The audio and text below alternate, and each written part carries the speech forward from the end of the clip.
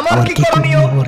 আমার করণীয় হলো কোন অত্যাচারী, সন্ত্রাসী, চোর, ডাকাত, চাঁদাবাজ কোন নেতা হলে, সে জামাত ইসলামের নেতা হলেও আমি তাকে সাপোর্ট দেব না, সে ধানের শীষের নেতা হলেও আমি তাকে সাপোর্ট দেব না, সে রিকশা মার্কার নেতা হলেও আমি তাকে সাপোর্ট দেব না, সে হাত পাখা মার্কার নেতা হলেও আমি তাকে সাপোর্ট দিতে পারি না, সে নিজের কপালে জিবরাইল আলাইহিস সালামের প্রতিনিধি দাবি করলেও আমি তাকে সাপোর্ট দিতে পারি না। কারণ আমার আল্লাহ আমাকে নীতি নির্ধারণ করে দিয়েছেন।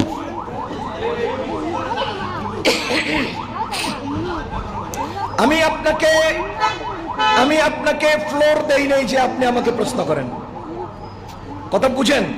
আমি এখানে বসতে বলেছি। রাখেন, আমি এখানে বসেছি বলার জন্য।